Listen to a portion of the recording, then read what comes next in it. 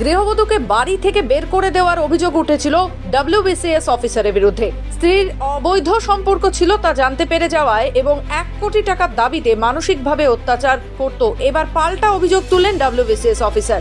দিন দুয়েক আগে দুর্গাপুরে বেঙ্গল অম্বুজার সুতপা মুখোপাধ্যায়ের স্বামী নীলাদ্রি মুখোপাধ্যায়ের এবং শাশুড়ি গীতা মুখোপাধ্যায়ের বিরুদ্ধে অভিযোগ তুলেছিলেন বাড়ি থেকে বের করে দেওয়ার। স্বামী এবং শাশুড়ির বিরুদ্ধে অত্যাচারের অভিযোগ দায়েরও করেছিলেন দুর্গাপুর থানায়।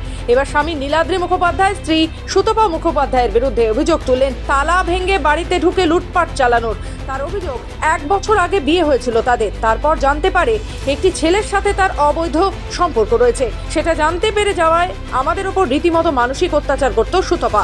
1 কোটি টাকার দাবিও করেছিল। নীলাদ্রি বাবুর মা গীতা দেবীর অভিযোগ, আমি হাসপাতালে ভর্তি ছিলাম, তারই মাঝে জানতে পারি বৌমা দলবল নিয়ে বাড়ির দরজা ভেঙে ভেতরে ঢুকে সব লুটপাট চালিয়েছে। বিয়ের পর বউয়ের অবৈধ সম্পর্ক জানতে পেরে যাওয়ায় আমাদের ওপর রীতিমতো অত্যাচার করত। বাড়ির সমস্ত কিছু লুটপাট চালিয়ে ওরা তালা দিয়ে চলে গেছে। আমরা চরম সমস্যার মুখে পড়ে দুর্গাপুর থানার পুলিশের কাছে অভিযোগ দায়ের করেছি। ঘরে ঢুকতে পারছি না। আমার 1 বছর আগে আমার ওয়াইফের সাথে বিয়ে হয়। আমার ওয়াইফের নাম হচ্ছে সুতপা সিংহ। এখন বিয়ের পর সুতপা মুখার্জি হয়েছে। তো যখন বিয়ে হয় তখন আমরা জানতে পারিনি। বিয়ের পর দিন 10 কুড়ি পরেই জানতে পারি যে দেবাশিস বলে একটি ছেলে আছে যার সাথে ওর অবৈধ সম্পর্ক আছে। তার চ্যাট এবং তার যে রেকর্ডিংস সেটা আমার মোবাইলের মধ্যে স্ক্রিনশট হিসেবে আছে।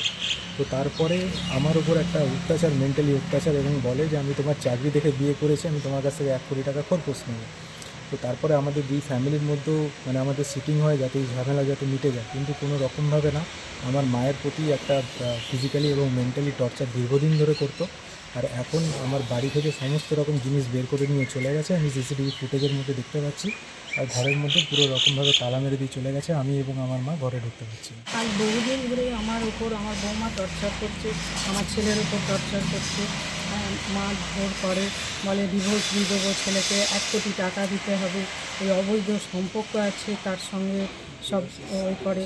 আর মারধর করে, ছেলেকে বলে গাঁজা খায়, মাতাল, তারপরে 10,000 টাকা করে মান্থলি টাকা নেয়।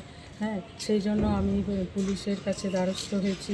আমি অ্যাডমিট ছিলাম হসপিটাল থেকে। তারপরে আমার ছেলে বলে যে আমার বৌমা এসে তালা ভেঙে ঘর ঢুকে তারপরের দিনে সমস্ত কিছু মালপত্র ছোটো হাতি করে নিয়ে চলে যায়।